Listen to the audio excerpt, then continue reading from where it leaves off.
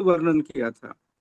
आज का जो वेबिनार है, आज का जो सब्जेक्ट है, कि वो सब्जेक्ट इस तरह से है कि तथागत भगवान गौतम बुद्ध ने माता विशाखा विगार माता को किस तरह से उनको निर्देश दिया, किस तरह से उनका जो प्रबोधन है या उनका जो जो बातें बताई है, वो बातों पर मैं थोड़ा ध्यान देना चाहूंगा। उसके पहले कि माता विशाखा माता का जो है मिगार माता, क्योंकि मिगार माता उनको कैसा क्यों कहा गया है, इसके बारे में थोड़ा विस्तृत हुआ नहीं, विस्तृत बातें बताई गई नहीं है। तो वो थोड़ा मैं बताने की कोशिश करूंगा, यानी पार्श्वभूमि करके वो 5 मिनट या 10 मिनट के पहले मैं बताने का कोशिश करूंगा। उसके बाद में जो भगवान गौतम बुद्ध ने विशाखा को उपोषण के बारे में समझाया था, उपोषण क्यों करना चाहिए, उससे क्या लाभ होता है, और वर्षावास के पीरियड में क्यों करना चाहिए और उससे कैसा करना चाहिए, इसका जो विस्तृत बताया था, ये समय के अनुसार मैं बताने की कोशिश करूंगा। तो चलो आगे बढ़ते हैं।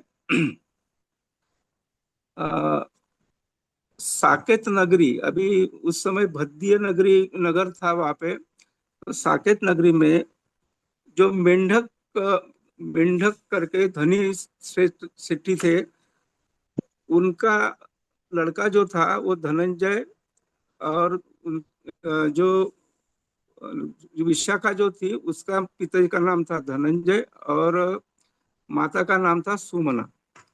अब इनकी जो सुपुत्री थी, ये शुरू से ही थोड़ी यानी होशियार थी, हमारी भाषा में बोला तो थोड़ी होशियार थी और सभी तरीके से परिपूर्ण थी। तो वो सात उनका एक किताब में ऐसा लिखा है कि उनका जो पूर्वज था, उनका पूर्वज ने जो अपचेक बुद्ध हो चुके थे, उनका भी उन्होंने यानी सत्कार किया था, उनको आदर तिथ्य किया था, उनका पुण्य उनको मिला था। तो पुण्य से उनका जो भरभराट हुई थी। तो जिस तरह से भद्दिय नगरी में 5 सेठ थे, तो उसी इसमें ये भी एक जो धनंजय जी थे, भद्दिय जी थे, ये बहुत धन संपन्न परिवार था, और इतना धन संपन्न था कि और जो भी लोग उनके तरफ अगर आए भी तो उनको पूरे तरह से दान करते थे। तो इस तरह से वो जो विशाखा जो है वो एक अच्छे सुखी परिवार में उनका जन्म हुआ था। अब आगे थोड़ा बढ़ते हैं तो उस कहानी में ऐसे बताया जाता है कि जो श्रावस्ती में जो धन रहते थे मिगार करके, और मिगार जो सेठ थे वो भी वहाँ के धन जो सेठ लोग थे उसमें से श्रेष्ठ थे। तो उन्होंने अपने लड़के के लिए पुण्य वर्धन के लिए शादी करने का जो प्रस्ताव रखा था, उसके पहले उन्होंने 108 समय आज भी ब्राह्मण को बुलाते थे, तो 108 ब्राह्मण को बुला के उनसे सलाह मशवरा किया कि हमें हमारे लड़के का शादी करना है तो किस तरह से लड़की होना चाहिए। तो ये वो उन्होंने बताया कि ऐसे ऐसे 5-6 गुण बताया है उन्होंने कि उसके जो केस अच्छा होना चाहिए, कांति अच्छी होनी चाहिए, कांति यानी अपनी चमड़ी वगैरह जो या वर्ण जो बोलते हैं अपन, वो अच्छा होना चाहिए। और बाकी ऐसे 2-4 गुण उन्होंने अच्छे अच्छे बताए कि जो आजकल अपन हम जो भी बहू देखना जान रहे थे या शादी करना है बच्चे का, तो हम जो एक ओवरऑल जो अच्छे गुण जो होते हैं वो अच्छे गुण उन लोगों ने बताया। तो फिर 1 लाख मोहरा देके 8 ब्राह्मण लोगों को उन्होंने लड़की ढूंढने के लिए भेज दिया। तो उन्होंने जो गुण बताए तो ब्राह्मण लोगों ने, वो उनको गुण बहुत से इसमें नहीं मिले। तो एक बार ऐसे ही श्रावस्ती के पास में आए, एक जो नदी थी, नदी में नहा ये साकेत के पास में, सॉरी साकेत के पास में आए। साकेत के पास में जो शरुई नदी थी, वो शरुई नदी में वो नहाने के लिए गए। तो उस समय ये जो विशाखा थी, ये भी नहाने के लिए वहां आई थी, और नहाने के बाद बाहर जो आए तो उनको वही लड़की पसंद आई, यानी अच्छा लगा कि इसमें सब गुण है, क्योंकि उनकी कांति अच्छी है, उसका बाकी का जो जो है पेहरा, उसका चाल चलन, वो थोड़ा सा उस समय चाल चलन एकदम मैं चाल चलन बताया, पर वो उसका जो बात है वो थोड़ा सा जो कम्युनिकेशन जो है वो किस तरह से हुआ, ये मैं बताना चाहूंगा। कि उनकी सहेली के साथ में जो आई थी, तो थोड़ा सा बारिश हुआ था, तो जो मिट्टी थी वो फिसलनी हो गई थी। तो बाकी उसकी सहेलियां आगे चल के बढ़ के दौड़ के चली गई, पर ये बहुत धीरे धीरे चल रही थी। और जब धीरे धीरे चल रही थी तो सहेली ने बुलाया कि भाई तू इतने धीरे क्यों चलती हो।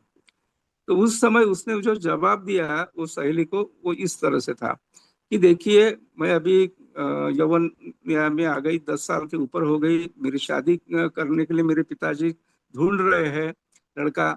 तो उसलिए मेरे को, अगर मैं ये फिसलन में गिर जाऊंगी और अगर मैं गिर गई तो मेरा कुछ जो क्या बोलते हैं, कहीं लग गया और कुछ हो गया, तो वो फिर मैं थोड़ा शादी के लिए ये हो जाऊंगा, अपाहिज नहीं होना चाहती हूँ, ऐसा उसने कहा है। तो फिर ये बातें सुनकर उनको भी लगा कि ये लड़की बुद्धिमानी है। और इस तरह से फिर वो बिगार के घर गए। बिगार के घर जाने के बाद उनको ये बताया, और ये बताने के बाद में फिर वो जो मिगार जो था वो खुश हो गया। उसका लड़का जो था पुण्यवर्धन, उसके साथ उसकी शादी कराई। तो शादी में बोलते हैं कि इतना उनको ये दिया था, पिछले बार भी बताया अपने हमारे विलास चौहान सर ने, कि उसको गहने इतने श्रीमंत थे कि उसको गहने शरीर से, पाँव से लेके तो पूरा इस पर शरीर पे गहने बना दिए थे। तो उस तरह से फिर उसकी शादी होने के बाद आगे की बात जो है, मेन बात जो है, वो बात मैं बताना चाहूंगा। क्योंकि मिगार जो थे ये जैन लोगों को, निघंट को थोड़ा चाहते थे, वो आए तो उनका ही उनका वो आवभगत करते थे, बाकी किसी को ही भी वो थोड़ा नहीं चाहते थे। तो शादी होने के बाद एक बार जैसे ही मिगार और ससुर जी उनके खाना खा रहे थे और विशाखा उनको पंखा दे रही थी, यानी हवा, उस समय वो पद्धत होगी, तो हवा दे रही थी। तो उस समय जो देखा कि संयोगवश एक भिक्षु भंते वहां उनके द्वार पर आए। द्वार पर आने के बाद ये जो मिगार थे वो अपने खाना खाने में ही मशगूल थे, इधर उधर बिल्कुल नहीं देख रहे थे, ना वो भंते की तरफ देख रहे थे। तो भंते ने उनको द्वार पे जो आके थोड़ा रुके, और फिर विशाखा ने उनको उत्तर दिया कि भंते, कि मेरा ससुर जो है वो बासा खाना खा रहे हैं। तो बासा खाना खा रहे हैं तो आप चले जाइए, यहाँ से भिक्षा आपको नहीं मिलेंगी। तो जैसे ही ये शब्द उन्होंने सुना, मिगार जी ने, कि मेरी बहू मुझे ऐसी बोल रही है कि मैं बासा खाना खा रहा हूँ, तो उसका मतलब था वो, अब फिर आगे आता है तो वो बताऊंगा। तो बोले, बहुत क्रोधित हो गए वो। और क्रोधित होकर फिर उन्होंने बोला है कि भैया ऐसे कैसे बात कर रही तू, चलो अब मैं आपको आपके घर में विदा कर देती हूँ, ये ससुराल के बजाय आप अपने पियर में महार में चले जाइए। तो फिर ये बात होने के बाद उन्होंने फिर बहुत शांति थी वो, यानी वो बिल्कुल होशियार भी थी बौद्धिक इससे, तो उन्होंने शांति से उनको बताया कि बात ठीक है, आप जो बोल रहे हैं उसका भी जवाब मिल जाएगा। पर सबसे पहले एक बात बताओ, जो 8 ब्राह्मण लोग आए थे उनको मेरे सामने लाओ यार, उनसे फिर सलाह मसलत करो और फिर आगे बढ़ेंगे। फिर जब वो 8 ब्राह्मण को उन्होंने बुलाया और फिर बोले कि तूने ऐसा बोला है क्यों हमारे ससुर को, आपके ससुर को।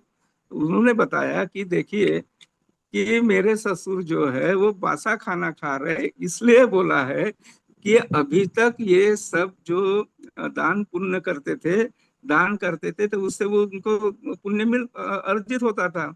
और अभी उनको पुण्य अर्जित करने का नहीं है, यानी जो भी पुराने पुण्य है उस पर ही उनको आगे बढ़ने का है। तो इसलिए वो पुराने पुण्य को धारणा रखकर मैंने बोला कि बासा खाना खाना खा रहे हैं। तो ये बात सुनकर फिर वो शांत हो गए। और फिर आगे जो है, फिर उन्होंने फिर से भंते जी को बुलाया, भगवान को भी बुलाया खाना खाने पर ये बहुत विरोध था उनका। वो बोले मैं उनको नहीं बुलाऊंगा, उनको ये भी नहीं करूंगा, सुनूंगा भी नहीं। तो फिर उनको विनती करना किया गया कि आप पर्दे के पीछे रहकर सुनना, और बाकी भंते जो खाना खाएंगे और प्रवचन देंगे वो आप सुनना। तो भंते आए, तथागत भी आए, उनको खाना खिलाए, और खाना खिलाने के बाद में धम्म और जो ये जो बातें हैं सब धम्म के उन्होंने प्रवचन दिया। प्रवचन देने के बाद में तो तथागत ने जो भी प्रवचन दिया भिक्षु के सामने, तो निगार जो था वो पर्दे के पीछे रहकर जो बात सुन रहे थे, वो बातें सुनकर बहुत ही प्रसन्न हो गया। इतना प्रसन्न हो गया कि मैं आज तक ये इतनी अच्छी जो बातें थी, ये बातें मैं सुना नहीं, और इतना अच्छी बातें बताई तो मैं सुना नहीं। तो इसलिए उन्होंने फिर भगवान गौतम बुद्ध के शरण में गए और ये बोला कि ये जो मुझे अच्छी बातें जो है, ये तथागत भगवान गौतम बुद्ध या उनका धम्म के जो भिक्षु थे उनके कारण मेरे को ये ज्ञान प्राप्त हुआ। तो इसलिए जिस लोगों ने, जिसके वजह से मुझे कारण प्राप्त हो गया, उसके लिए मैं इनको आज से मैं माता के समान समझता हूँ। और तब से उन्होंने फिर निगार माता विशाखा, ऐसा उनका ये हुआ। तो वो जो एक गाथा बोली उन्होंने, वो गाथा थोड़ा सा मैं पढ़ के सुनाने की कोशिश करता हूँ आपको। तो इस तरह से गाथा है वो, थोड़ा सा लाइट लक्षित का। सोहन अज्ज पजानामी पत्थ दिन्न अहम फल, अहम फल अत्यायत वतमे बद्दा सुनिसा घर मागता। इसका अर्थ ऐसा है कि आज मैंने जान लिया है कि कहाँ किस प्रकार का दान देने से महान पुण्य फल होता है, और उसी के तरह कुल सहित मेरे कल्याण के लिए मेरे ही बहू ने मेरे घर में आई है। इसलिए भगवान आपका यह परम ज्ञान मेरी इस बहू के सद प्रयास से मुझे प्राप्त हुआ है। सत प्रयास से मेरी बहू ने मेरा परम कल्याण सिद्ध किया है। भगवान मैं आपकी भगवान मैं अपनी बहू को मातृस्थान पर रखता हूँ। और विशाखा के सम्मुख जाकर बिगार ने विनीत भाव से कृतज्ञता व्यक्त करते हुए विशाखा के चरणों में श्रद्धावत नमन किया। तो इस तरह प्रसंग से हेतु से उनको विशाखा बिगार माता कहा गया। तो इस तरह से ये कहानी है। और भगवान गौतम बुद्ध का जो जो प्रवचन सुनते हैं वो यानी प्रसन्न होते हैं, उनका पुण्य पुण्य होता है। तो इस पुण्य के प्रताप से जो एक बार फिर वो हर जो वर्षावास आता था, और महीने में जो 4 दिन जो है जिसमें हमें अष्टशील धारण करना होता था। तो ऐसे जो होता है पूर्णिमा, अमावस्या और 2 अष्टमी, ऐसे 4 दिन जो है ये बहुत महत्वपूर्ण दिन जो है। इस दिन को हम अष्टशील धारण करते हैं। तो क्या होता है अष्टशील? तो अष्टशील जो है वो इस तरह से होता है कि मन की शांति मिलने के लिए, और आनंद मिलता है इससे उस उपोषद के दिन से, और अशुद्ध मन जो है वो शुद्ध हो जाता है इसके पालन से। तो जैसे ही भगवान गौतम बुद्ध अपने प्रवचन दे रहे थे, उस समय वो विशाखा उनके सम्मुख आकर बैठ गई और वंदन करके बोले कि भगवान आज मेरा उपोषद है। तो उस समय भगवान ने कहा कि उपोषद कितने प्रकार के होते हैं, किस तरह से होते हैं, ये मैं आपको समझाता हूँ।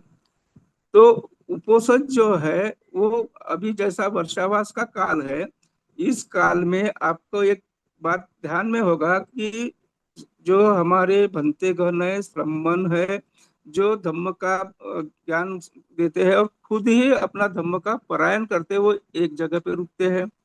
और वो पूरा आयुष्य भर यानी पूरे जिंदगी भर एक ही बार खाना खाते हैं। और पूरे जो 8 शील तो छोड़ो, उससे भी ज्यादा वो शील पालन करते हैं। श्रामणेर जो होता है उसको 10 शील होता है। तो हमने भी ये 3 महीने में आत्म शुद्धि के लिए, हमारी शुद्धि के लिए, उनके समान हमने भी हमारा जीवन व्यतीत करना होता है।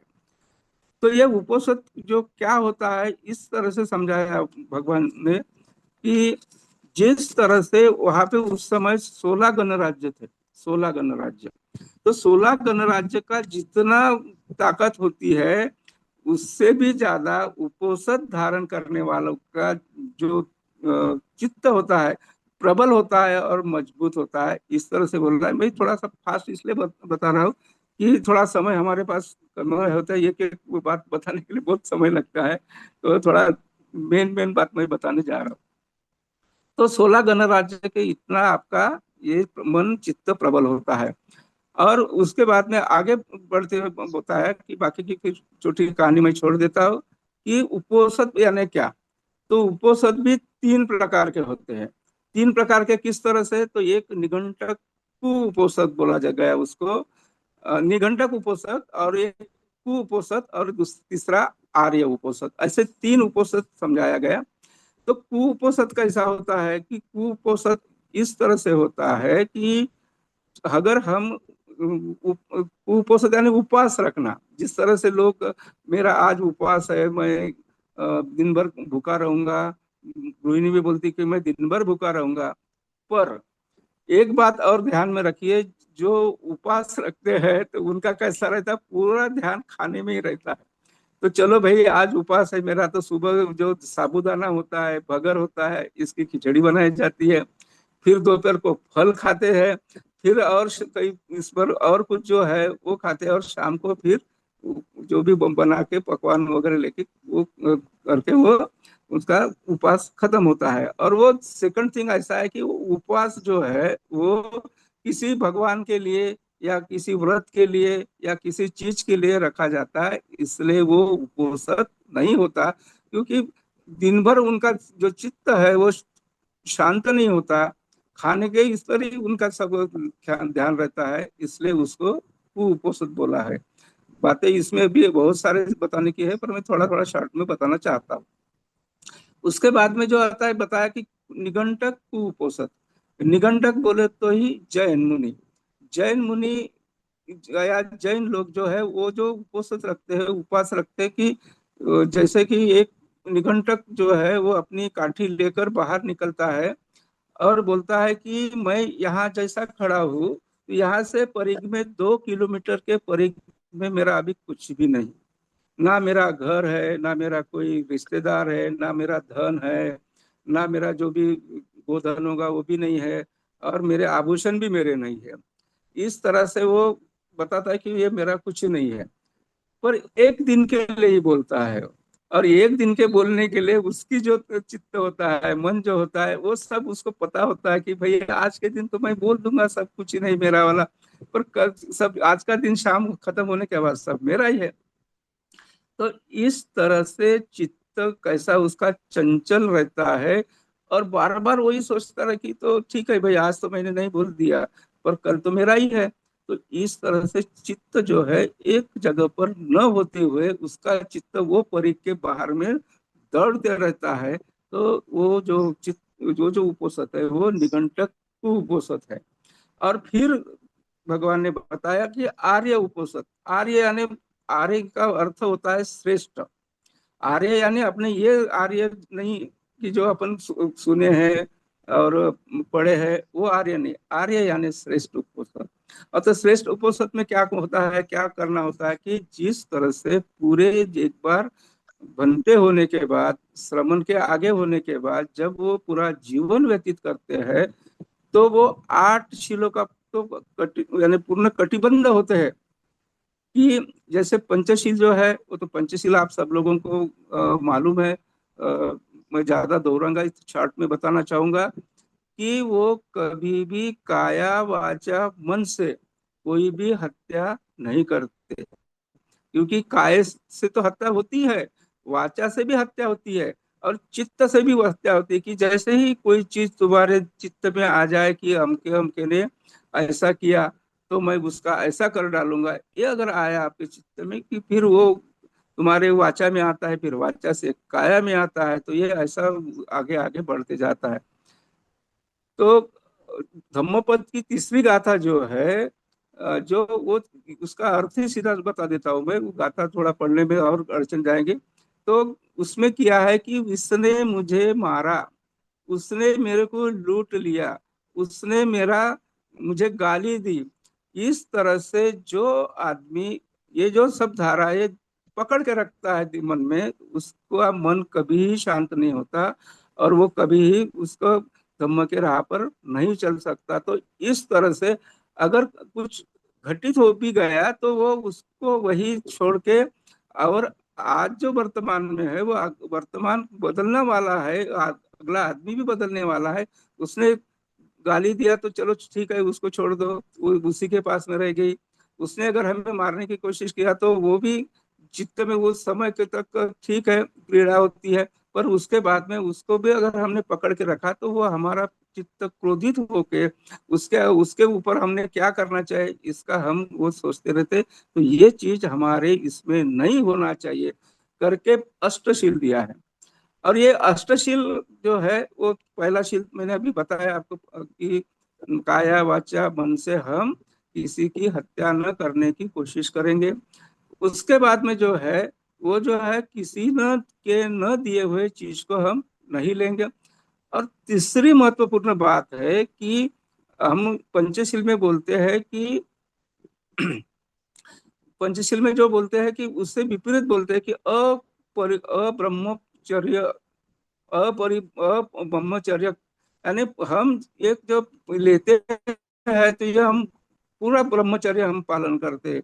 हालांकि हमारा सांसारिक जीवन भी है तो सांसारिक जीवन में भी हम ये 24 घंटे पूरे परिशुद्ध रहेंगे, चित्त से संतुलित रहेंगे, और हमारा परिशुद्ध रहकर हमारा जीवन व्यापित करने की कोशिश करेंगे। कम से कम जिस तरह हम ये अष्टशील पाल धारण करते हैं उस समय हमारा चित्त जो है वो संतुलित रखने का कोशिश करेंगे और समाधानी रखने का कोशिश करेंगे, हमारे इसमें कोई भी चित्त हमारा चंचलित ना होगा। तो इस तरह से पंचशील का जो है, फिर छठवें पर ही आ जाता हूँ मैं।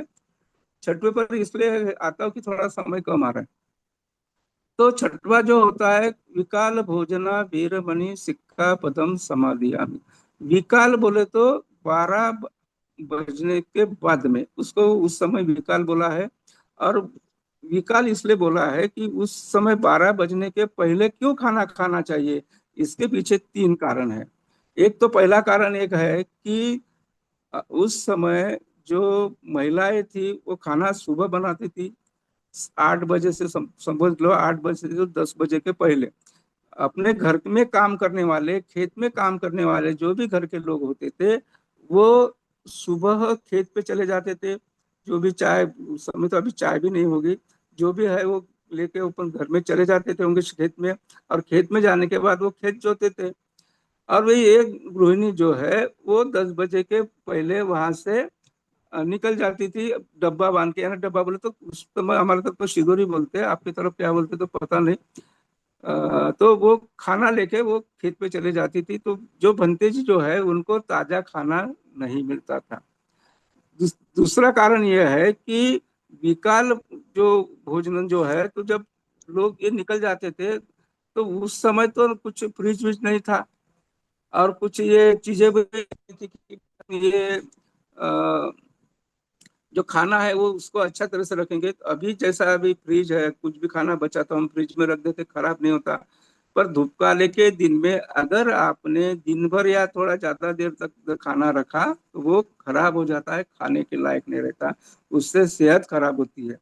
और दूसरी बात, अगर किसी ने बासा खाना दे दिया तो वो तो फिर और ही खराब हो जाएगा। इसलिए 12 बजे के पहले आप इस तरह से जाइए कि सुबह जो गृहिणी बनाती है खाना वो ताजा खाना आपको मिले। ये 2 बातें हो गई। और तीसरी बात यह है कि उस समय जो अ, रात को अगर हम खाना या भिक्षा मांगने गए या पिंडपात मांगने गए तो उस समय रात को अभी जैसा इधर उधर चक्का चौंध है, हर गली में लाइट है, कहीं पे भी गए तो भी है, पर उस समय बिल्कुल डार्क अंधेरा रहता था। और डार्क अंधेरा होने की वजह से रात के समय कुत्ते भी उनके तरफ भौंकते थे, और लोग भी जो थे वो ये बोलते थे कि कोई कुछ तो भी जो पुराने जमाने की जो बात है वो बात अभी दोहराना बोले तो थोड़ा सा अच्छा नहीं लगता। तो चलो पीछा से, और ये ऐसा कुछ तो भी बोलते थे कि इसलिए फिर कोई बाहर नहीं निकलता था। तो इसलिए वो सुबह का ही मांगना है, और ये जो मांगा हुआ जो भोजन है वो 12 के बजे पहले खा लेना है, और कुछ बचाना नहीं। इस तरह से वो विकाल भोजना वीरमणि जो है वो इसलिए दिया था कि आप ताजा भोजन कीजिए और स्वस्थ रहिए। अब उसके बाद में जो था कि नृत्य गीत वादित उसक दर्शन माला गंध विलेपन धारण मंडल कर विभूषण ठाना वीरमणि सिक्का पदम समाधिया में। तो ये 10 जो होते हैं तो इसके दो भाग किए जाते हैं। तो नृत्य गीत वादित यानी हम इस समय जो हम उपवास धारण किए उस समय हम कोई भी नाच गाना ये वो नहीं सुनेंगे, क्योंकि उस समय भी जो था कि कहीं नाच गाना होता था, कहीं और अलग अलग बात होती थी, दंडारू बोलते कुछ हमारे मराठी में, वो भी होता था। और इसमें विभिन्न ऐसा वाक्य बोला जाता था जो कि तुम्हारे मन को चंचल करके, और आपका जो चौथा तीसरा शील जो है वो भी भ्रष्ट वहाँ होता था। इसलिए वो करना नहीं, नाच गीत गाना नहीं, देखना नहीं, ये ऐसा अपने को उस समय बताया गया, यानी उस अष्टशील में बताया गया।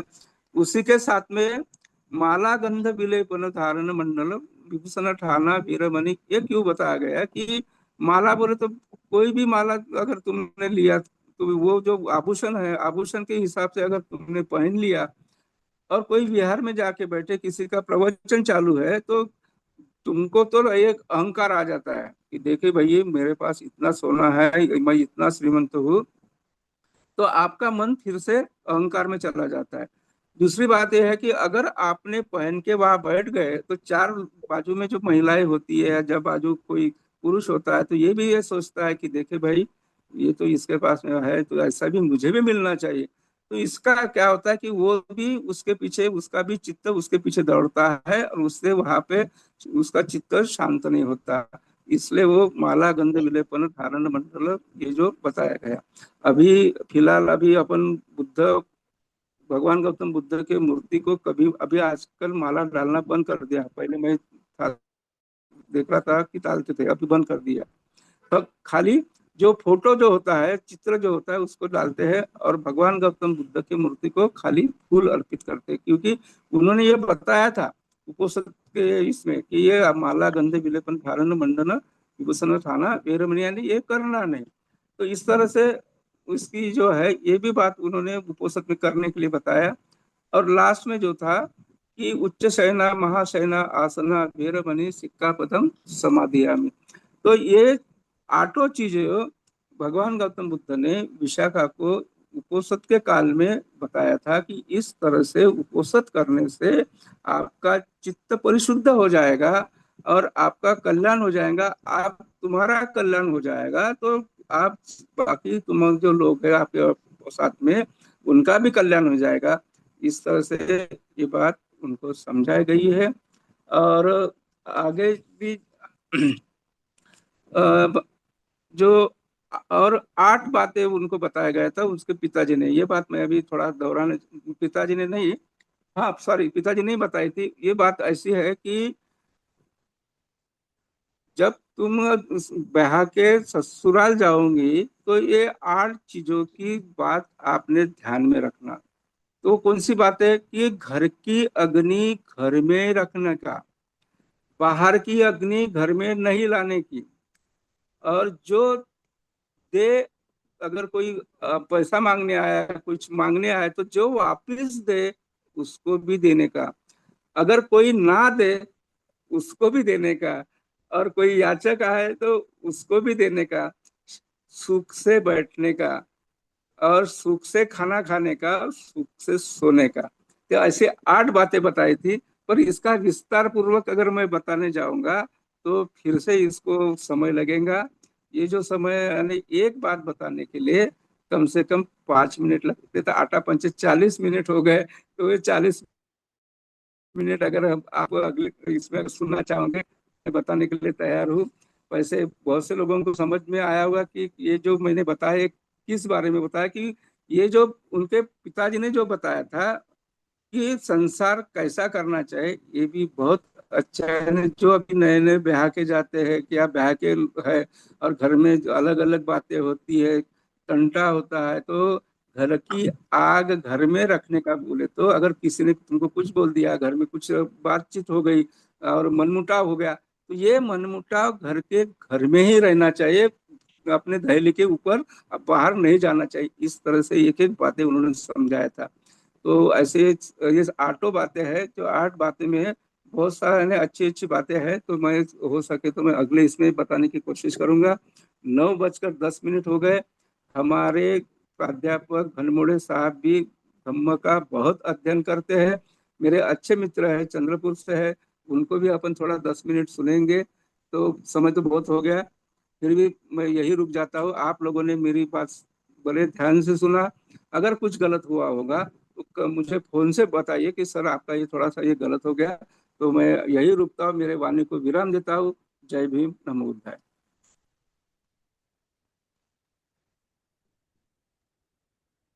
बहुत बहुत साधु संत सर, आपका बहुत ही प्रभावशाली प्रबोधन रहा। और ऐसे ही आप हमें अपने वक्तव्य से, अपने प्रबोधन से लाभ पहुंचाते रहिए। आपसे बहुत कुछ सीखने को मिलता है। आप स्वस्थ रहें, मंगल कामनाएं आपके लिए सर। इसी के साथ में अपने अध्यक्ष महोदय को बहुत ही आदर सत्कार के साथ बुलाना चाहूंगी, माननीय चंद्रमणि नागो जी गोनमोड़े जी, जो सदस्य ट्रस्ट परिषद आरबीएम है। मैं उनसे चाहूंगी कि वो भी अपना अध्यक्षीय प्रबोधन हम सभी के सामने रखें। माननीय चंद्रमणि नागो जी। अब सबसे पहले मैं जी। बुद्ध धर्म और संघ को वंदन करता हूँ। और वर्षा काल में, आप पाली में उसे वर्षा काल बोलते हैं, तो वर्षा काल में तथागत बुद्ध ने कर माता विशाखा को जो भी उपदेश किया था, और वो क्यों किया था, इसके बारे में मैं थोड़ी, इसकी बात ज्यादा लंबी नहीं, बस कुछ बातें रखूंगा। तो पहली बात तो, वर्षा काल में या वर्षा काल में जो हमारे हमारा भिक्षु संघ था और भिक्षुणियों का संघ था, तो श्रावस्ती में तथागत के साथ आए थे। ये कि वर्षा चालू थी, बारिश हो रही थी, तो भिक्षुओं को वर्षा के नीचे वर्षा का आनंद लेने के लिए तथागत ने अनुमति दी, पहली बात। और हमारे भिक्षु लोग संघ, अपना संघ, उसका आनंद ले रहे थे। उसी वक्त विशाखा ने तथागत और संघ को अपने यह भोजन के लिए आमंत्रित किया था। जब तैयार होने के बाद विशाखा, मिगार माता विशाखा ने अपनी दासी को संघ को बुलाने के लिए भेजा। तो जब वो कुंभा नाम की दासी जब गई, तो वहां पर कोई भी नहीं था।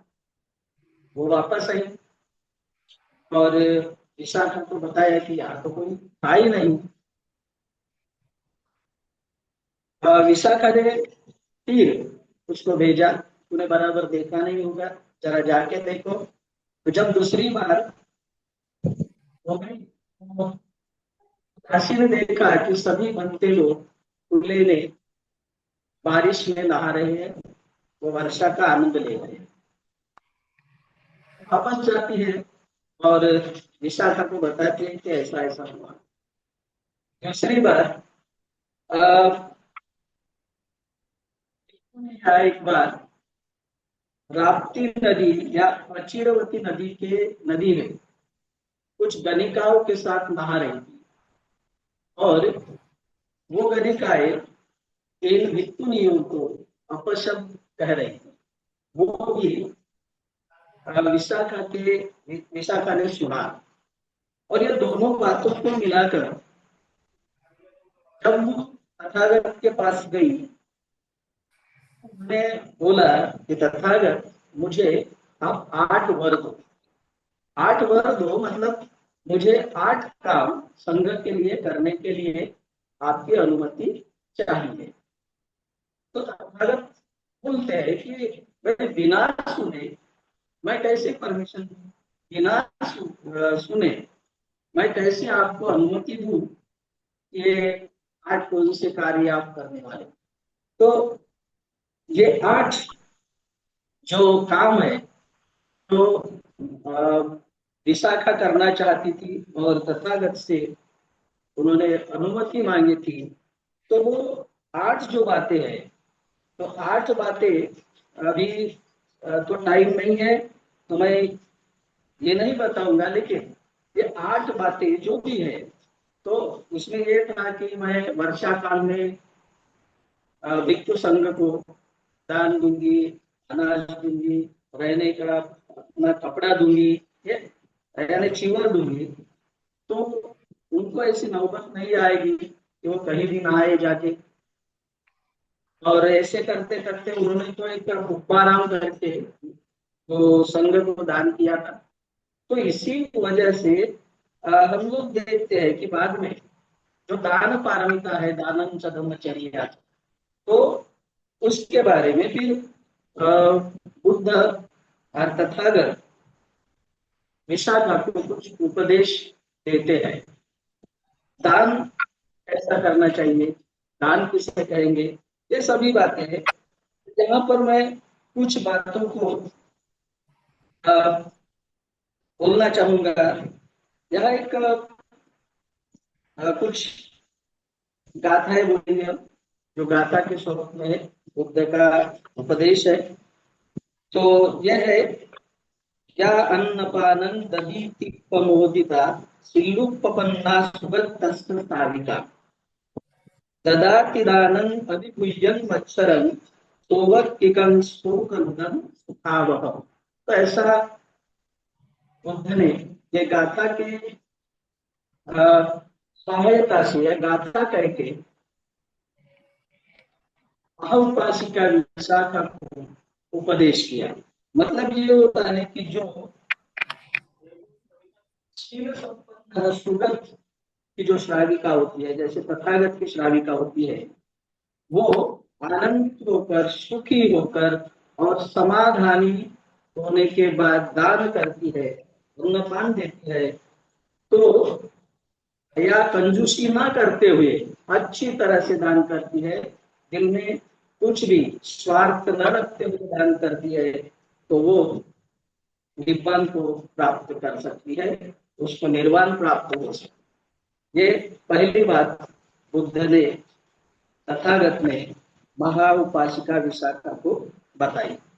दूसरी बात उन्होंने ये कही, दिग्बम बलन सा लभते च आयु आगम ममग्ग विरजन अनग्ग सा पुय्यकम्मा सुखिनी अनामया सगम्मी कायम्मी चिरं पमोदिति।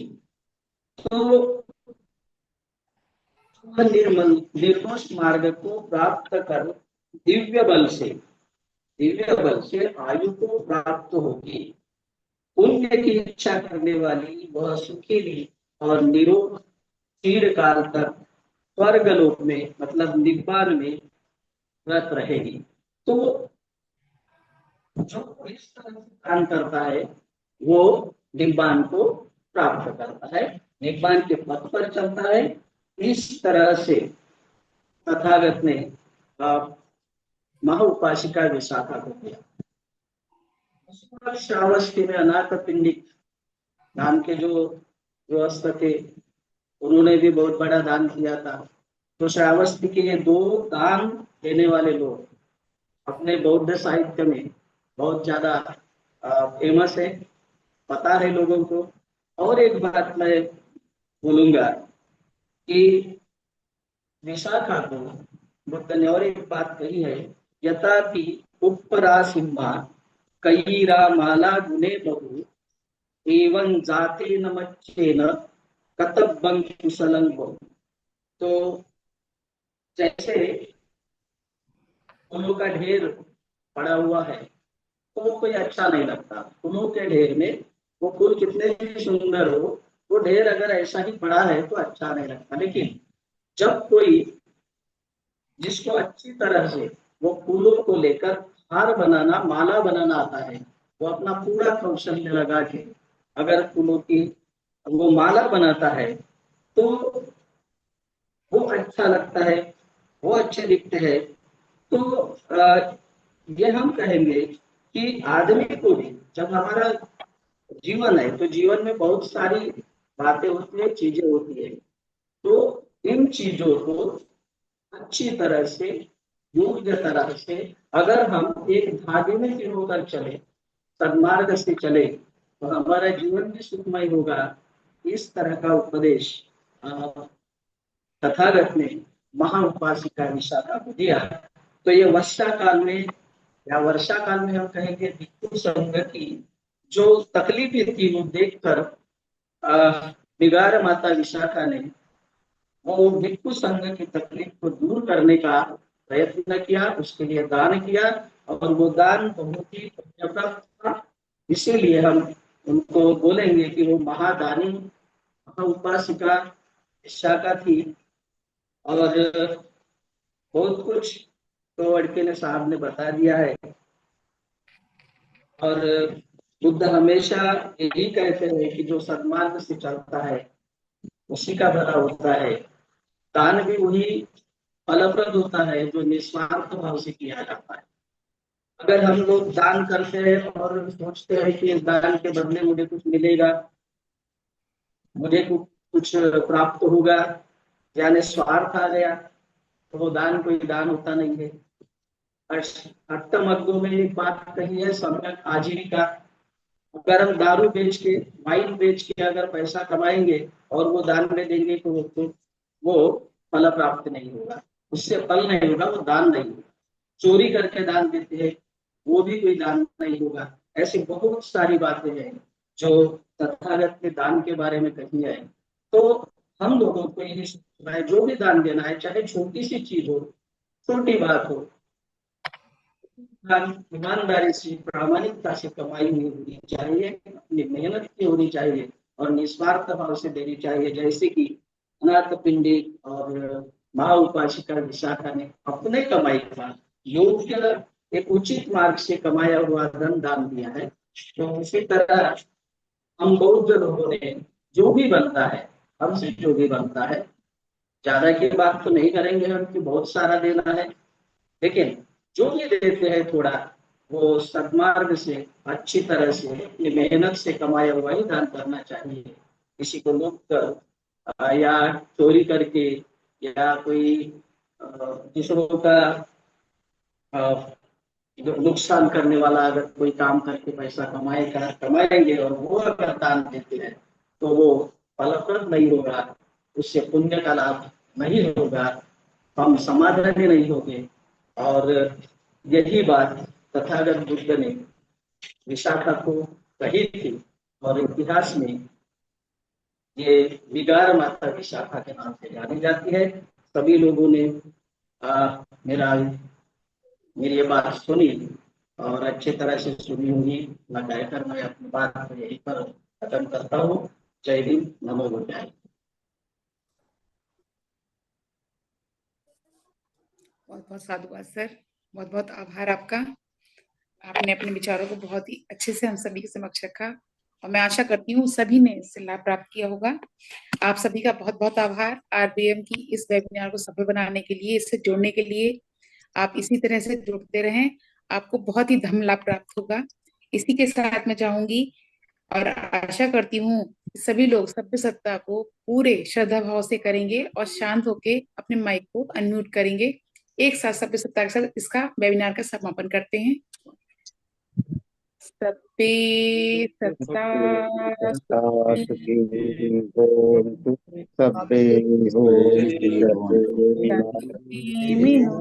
रत्राणि पश्यन्तु मां पञ्चदुःखमाहिमहे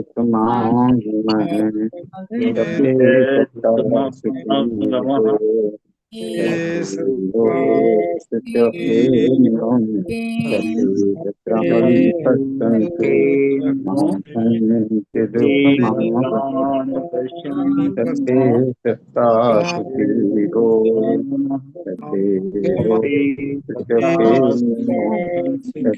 भद्राणि पश्यन्तु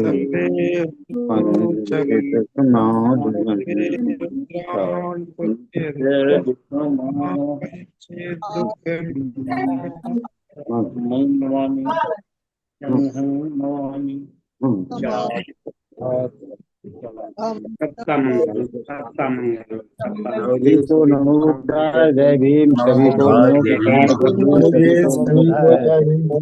नमस्कार, सभी जय भीम।